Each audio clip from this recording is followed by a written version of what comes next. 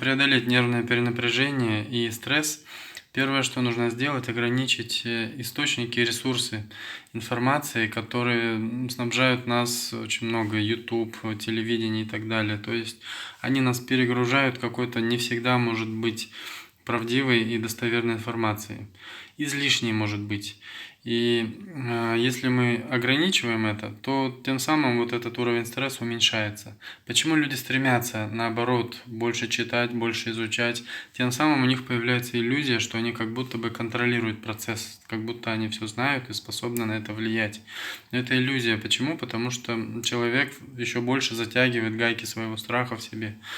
Второе, что важно сделать, это осознать, что любой кризис, любой стресс, его задача показать наши слабые стороны. Представьте, например, человек сдает экзамен. Если он не готовился весь год, с каким стрессом он столкнется? То есть он будет переживать, не будет спать по ночам, у него будут уже картины, как папа и мама отреагируют, если он не сдаст, а кем он станет в будущем, там, и как к этому отнесутся родственники и так далее. То есть это очень огромный стресс. И то, как к этой же ситуации подходит ученик, который хорошо учился и готов.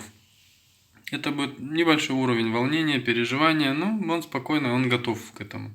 То же самое здесь. Стресс – это как будто бы испытание нас на прочность. То есть, есть ли у меня финансовая подушка безопасности, так ли у меня все хорошо в отношениях с близкими, с родственниками, чтобы в случае чего они мне могли помочь, так ли у меня хорошие отношения со своими детьми, например, сейчас карантин, не работают ни садики, ни школы, все сидят дома и всплывают все обострения в отношениях с детьми, с мужьями, женами, с родственниками. И таким образом это как просто проверка наших слабых мест. Если человек будет так воспринимать эту ситуацию, этот карантин, то тогда не будет никакого стресса. Ведь если так по большому счету посмотреть, нам ничего не угрожает. Бомбы на нас не падают, а где-то в этот момент, прямо сейчас падают бомбы, погибают люди, где-то голод, где-то какой-то царит хаос. У нас все хорошо.